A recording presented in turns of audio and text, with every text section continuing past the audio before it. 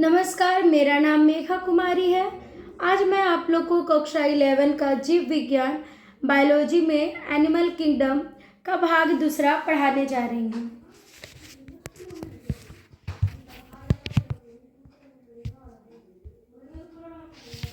पिछले वीडियो में हमने पढ़ा था कि प्राणी जगत के परिचय के बारे में। आज की वीडियो में हम प्राणियों के वर्गीकरण का आधार समझेंगे कि प्राणियों में वर्गीकरण करने का आधार क्या था। पहला, वर्गीकरण का आधार क्या है? Basis of classification. बच्चों, सबसे पहले मैं आपसे एक सवाल पूछना चाहती हूँ। क्या हम बिना किताब के पूरे भारत के लोगों को याद कर सकते हैं? शायद किसी का आंसर इसमें नहीं भी हो सकता है, तो नहीं। तो फिर पूरी दुनिया के लाखों प्राणियों को कैसे याद कर सकते हैं? इसलिए वैज्ञानिकों ने क्लासिफिकेशन बनाया है। सभी प्राणी आकार और संरचना में अलग होते हैं, तो हमें उनके हिसाब से उन्हें क्लासिफिकेशन को समझना है। लेकिन कुछ मौलिक लक्षण समान पाए जाते हैं, मतलब उनके जो फंडामेंटल फीचर्स होते हैं वो क्या होंगे? सेम होते हैं। जो सभी प्राणी जो संरचना और अलग अलग होते हैं, उनका अर्थ है कि वो सारे प्राणी साइज में, शेप में बहुत डिफरेंट हो सकते हैं।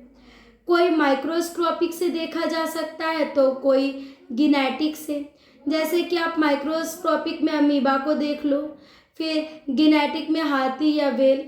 संरचना की जब बात करते हैं तो किसी प्राणी का शरीर सिंपल होता है और किसी प्राणी का जो शरीर होगा वो हाईली कॉम्प्लेक्स होता है। ठीक है, मतलब यह है कि बाहर में देखने पर कोई भी दो प्राणी एक जैसे नहीं हो सकते। दूसरा, लेकिन कुछ मौलिक लक्षण समान पाए जाते हैं। अब यह लाइन पूरे चैप्टर की रीढ़ की हड्डी है, क्योंकि मौलिक मतलब फंडामेंटल का मतलब होता है जो अंदर से जुड़ा हो, जो इवोल्यूशन से जुड़ा हो, जिसकी पीढ़ी दर पीढ़ी वो चलता आ रहा हो। जैसे कि आप कलर, शेप, हैबिटेट, ये सब। और ये हम कब जानेंगे? जर्म्स लेयर, सिमेट्री के बारे में, सिलोम, नोटोक्रोडॉट। इसलिए मछली और इंसान अलग दिखते हैं, लेकिन दोनों में क्रोडेट्स होता है। तीसरा लाइन क्या कहता है कि किन्हीं समान लक्षणों के आधार पर वर्गीकरण किया जाता है। जैसे जिन प्राणियों में समान मौलिक लक्षण होते हैं, मीन समान एवोल्यूशनरी हिस्ट्री उनका रहता है, उन्हें एक ग्रुप में रखा जाता है। अब चौथा लाइन है कि वह वर्गीकरण वैज्ञानिक और व्यवस्थित होता है, मीन साइंटिफिक क्लासिफिकेशन। तो देखिए, जो साइंटिफिक क्लासिफिकेशन वो लॉजिकल बेस्ड है, प्रूफ भी बेस्ड है और इवोल्यूशनरी बेस्ड भी होता है, जिसमें व्यवस्थित का मतलब हो गया सिस्टमैटिक। हर एक स्टेप बाय स्टेप हम लोग चलते हैं, कोई भी स्टेप स्किप नहीं होता। यही कारण है कि बायोलॉजी को रटना नहीं होता, उन्हें हमें उस सब्जेक्ट को समझना होता है। अब हम समझेंगे लेवल ऑफ ऑर्गेनाइजेशन। अब ये लेवल ऑफ ऑर्गेनाइजेशन में क्या है? अब हम ये देखेंगे कि किसी प्राणी का शरीर अंदर से कितना डेवलप्ड है। पहला कहता है कि सभी प्राणी समान स्तर के संगठन नहीं होते हैं। ठीक है,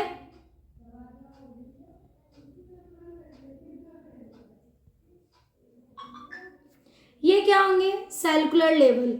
कुछ में केवल कोशिकाओं का समूह होता है, मीन सेलुलर लेवल होता है। कुछ में ये सेलुलर लेवल सिर्फ शरीर की कोशिकाओं से बना होता है, कोई प्रॉपर इनमें टिश्यू नहीं होती। इनका इम्पोर्टेंट समझना है तो इनका इम्पोर्टेंट समझने के लिए कोशिकाओं के साथ रहती है, लेकिन मिलकर काम नहीं करती है। उदाहरण के लिए आप पोरीफेरा को ले लीजिए, वो स्पंज। ये क्या है? ये प्रिमिटिव है। आपको ये पता है ना कि पोरीफेरा क्या है, वो प्रिमिटिव होता है, ठीक है। अब बात करती है टिश्यू लेवल की। तो टिश्यू लेवल, अब कोशिकाओं को समझदार हो गई हैं कि उनको टिश्यू लेवल के बारे में जानना है। समान कोशिकाएं मिलकर टिश्यू बनाती है। आपको तो पता है ना, बहुत सारे सेल जब मिलते, ग्रुप ऑफ सेल जब मिलते हैं तो वो टिश्यू बनाते हैं। तो वो टिश्यू बनाती है, लेकिन ध्यान रखने का बात ये है कि वो टिश्यू है, ऑर्गन नहीं। फिर हम बात करेंगे क्लिनेंड्रा की, मतलब हाइड्रा, जो क्या है, ऑर्गन सिस्टम लेवल को आगे बढ़ाता है। जब बॉडी फुली प्रोफेशनल हो जाती है तो वो टिश्यू से ऑर्गन बन जाती है, और फिर ऑर्गन से ऑर्गन सिस्टम बन जाती है। और ये ऑर्गन सिस्टम में जैसे अर्थवर्म, फ्रॉग हो गया, ह्यूमंस होंगे, ये मीन्स पहले सेल होगा, ग्रुप ऑफ सेल क्या बनेगा, ग्रुप ऑफ सेल हमारा टिश्यू बनेगा, ग्रुप ऑफ टिश्यू क्या बनेगा, वो ऑर्गन बनेगा, एंड ग्रुप ऑफ ऑर्गन क्या बनेगा, वो ऑर्गन सिस्टम बनेगा, ठीक है। इस तरह से हमारा फॉर्म होता है। और ये ऑर्गन सिस्टम बनने के बाद वो क्या बनेंगे, अर्थवर्म, फ्रॉग, ह्यूमंस, ये सब। जितना ऊंचा ऑर्गेनाइजेशन होता है उतना ही एडवांस क्या होता है, हमारे प्रणाली होने लगती है, ठीक है। तो उच्च प्रणालियों में अंग और अंग तंत्र पाए जाते हैं, means organ level, organ system level होगा। संगठन स्तर में जटिलता का पता चलता है, वो कॉम्प्लेक्सिटी के बारे में हमें समझ में आता है। शरीर की समिति मीन्स बॉडी से सिस्मेट्री क्या होता है, ठीक है। सिस्मेट्री क्या होता है, बॉडी का सिस्मेट्री के बारे में जानते हैं। दो तरह से बॉडी का सिमेट्री होता है, पहले ये समझते हैं कि प्राणियों की उनकी शरीर रचना के आधार पर बांटा जाता है। हर प्राणियों का एक अपना रचना होता है, उसके आधार पर उन्हें बांटा जाता है। कुछ प्राणी असीमित होते हैं, मीन्स को उसको बोलते हैं कि एसिमेट्रिकल होते हैं, ठीक है। कुछ वे त्रिज्यीय समिति होते हैं जो रेडिकल सिमेट्री होते हैं, और उच्च प्राणियों में द्विपार्श्व समिति होती है, जिसको हम लोग बायलैटरल सिमेट्री कहते हैं। सिमेट्री से बॉडी प्लान समझने में मदद मिलती है, मतलब कि आपको बॉडी के बारे में समझना है तो ये सिमेट्री के माध्यम से हम समझ सकते हैं। आप कैसे समझेंगे, देखिए, जो एसिमेट्रिकल होता है वो किसी भी एंगल से काटा जा सकता है, वो बराबर भाग ना बने। उदाहरण जैसे स्पंज को ले लो, वो बॉडी प्लेन्स वेरी प्रिमिटिव होती है। रेडिकल सिमेट्री जो होगा, अगर शरीर को सेंटर से कई डायरेक्शन में बांटा गया हो और वो बराबर भाग बन जाए, ठीक है, तो वो हो गया आपका रेडिकल सिमेट्री। आप ये देख सकते हो ये वाला पिक्चर को, तो इसमें देखिए एक एंगल से सभी को बराबर में बांटा गया है, ठीक है। ये हो गया हमारा रेडिकल। इसमें क्या होता है, सेंटर से कोई एक डायरेक्शन को काटा जाता है, उससे बराबर और भाग में बनाया जाता है। हाइड्रा ले लीजिए, स्टारफिश, ऐसे प्राणी ज़्यादातर पानी में रहते हैं, स्लो और सीजल्स होते हैं। जो बायलैटरल सिमेट्री की बात हो रही है, अब सबसे एडवांस सिमेट्री है। सिर्फ एक प्लेन लेफ्ट और राइट दो भागों में, ये देखो, लेफ्ट और राइट दो भागों में बांटा जाता है। ये डायरेक्शनल मूवमेंट होता है। इसमें सेफ्ललाइजेशन, हेड डेवलपमेंट एक तरफ बांटा जाता है, ठीक है। ये हमारा हुआ, जैसे ह्यूमंस इसका एग्जाम्पल हो सकते हैं, आपका फिश हो सकता है, ये सब बायलैटरल सिमेट्री का एग्जाम्पल हो सकता है। इसमें लेफ्ट और राइट के दिशाओं में आपका काटा जाता है। दूसरा भ्रूणीय परतें मीन्स जर्म्स लेयर क्या होते हैं, ठीक है, जर्म्स लेयर। अब ध्यान बहुत ज़रूरी है क्योंकि यहीं से बच्चे गड़बड़ा भी सकते हैं। क्या है, डायप्लोब्लास्टिक, ठीक है, डायप्लोब्लास्टिक के बारे में जानेंगे। भ्रूण विकास के समय कोशिकाएं परतों में व्यवस्थित होती हैं, ठीक है। दो परतें वाले प्राणी द्विस्तरीय कहलाते हैं, डायप्लोब्लास्टिक। तीन परत वाले प्राणी तृतीय होते हैं, जिसको हम लोग ट्राइब्लास्टिक कहते हैं। मध्य परते वाले मेंडोडर्म कहते हैं, जिसको मेसोडर्म कहते हैं। जर्म लेयर से अंगों की जटिलता तय होती है। अब आप समझो, ये जो भ्रूण परतें होते हैं, अब ध्यान देने वाली बात है। पहला डाइपो, ठीक है, ये हम समझेंगे। डाइपो, ये जो डाइपो है डायप्लो, डायप्लो का अर्थ होता है दो, ठीक है, दो। दो जो होगा बाहर वाला इक्टोडर्म होगा, ठीक है, इक्टोडर्म आप यहाँ पर देख सकते हो, ये बाहर वाली परत है, इसको इक्टोडर्म कहते हैं। इंडोडर्म जिसको हम लोग अंदरूनी परतें कहते हैं, आप यहाँ पर देख रहे हो कि रेड वाला ये अंदरूनी परत है जिसको हम लोग इक्टोडर्म कहते हैं। इसमें आपका मेसोडर्म नहीं। उदाहरण क्लिंडेरिया, ये जो क्लिंडेरिया होता है, क्लिंडेरिया, ये जो क्लिंडेरिया होता है इसके ऑर्गन सिंपल होते हैं, ठीक है। और ट्राइपोब्लास्टिक क्या है, इसका मतलब है यही आपका ब्रिस्टोब्लास्ट है। ट्राई का मतलब होता है तीन, क्या होता है, तीन। इनमें तीन परतें होती हैं, इक्टोडर्म, मेसोडर्म, और मेसोडर्म जो होगा वो बहुत ज़्यादा इम्पॉर्टेंट होगा। फिर है आपको इंडोडर्म। तो जो मेसोडर्म से बनते हैं muscles, bones, blood, kidney, heart, ठीक है। आपका इधर मेसोडर्म है ना, ये मेसोडर्म से क्या क्या बन जाएगा, मसल्स बन जाएगा, MUS, मसल्स बन जाएंगे, बोन्स बन जाएंगे, ब्लड बनेगा, किडनी और हार्ट, HEART, हार्ट्स बनेंगे, ठीक है। ट्राइपोब्लास्टिक बहुत एडवांस एनिमल्स में पाए जाते हैं, ये आपको ध्यान देना है। चौथा, शरीर गुहा क्या है, बॉडी कैविटी और सीलोम। शरीर भित्ति और आहार नली के बीच की गुहा को शरीर गुहा कहते हैं।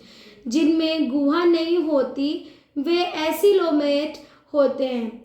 आंशिक गुहा वाले प्राणी स्यूडोसिलोमेट होते हैं। पूर्ण विकसित गुहा वाले प्राणी सिलोमेट होते हैं। सिलोमेट से अंगों का स्थान और सुरक्षा मिलता है। अब आप समझो कि शरीर गुहा मीन्स बॉडी कैविटी, पहले तो ये एसोसिलोमेट है, ए नहीं, ठीक है, आप सेलोमेट बोल सकते हैं, ए नहीं बोलो, सेलोमेट बोलिए। और गट और बॉडी वॉल के बीच कोई स्पेस नहीं होता। हमारा जो गट होगा और बॉडी वॉल होगा उसके बीच में स्पेस नहीं होता। जैसे आप फ्लैट वॉर्म्स ले सकते हो उदाहरण में, ठीक है, फ्लैट वॉर्म, ये जो फ्लैट वॉर्म है वो हमारा स्यूडोसिलोमेट है। स्यूडो का मतलब होता है झूठा, मीन्स उसमें स्पेस है, प्रॉपर लाइनिंग नहीं होती। फिर उसके बाद एक आता है एस्कैरिस जो कि सेलोमेट होता है, ये ट्रू सेलोमेट होते हैं। पूरी तरह मेसोडर्म की लाइनिंग होती है इसमें, उदाहरण के लिए अर्थवॉर्म, ह्यूमन्स हो सकते हैं। ये सब एडवांस ऑर्गन प्रोटेक्शन होते हैं, इन्फेंशिएट मोमेंट भी करने में बहुत माहिर होते हैं, ठीक है। सेलोम से अंगों को स्थान और सुरक्षा भी मिलती है। सेलोम क्या करता है, अंगों को एक सही पोजीशन में रखता है और उन्हें सुरक्षा भी देता है। खंडन और नोटोकॉर्ड, सिगमेंटेशंस एंड नोटोकॉर्ड्स क्या होते हैं, कुछ जो प्राणियों में शरीर खंडों में बांटा जाता है, मीन्स सेगमेंटेशन के रूप में प्राणियों के शरीर को बांट दिया जाता है, ठीक है। ये जो सेगमेंटेशन है वो मेटामेरेसिज्म मीन्स अगर शरीर अगर छोटे छोटे रिपेयरिंग यूनिट में बांटा जाए, जैसे आप अर्थवॉर्म, ये क्या करता है, बेटर मूवमेंट में काम करता है, स्पेशलाइजेशन है इसमें।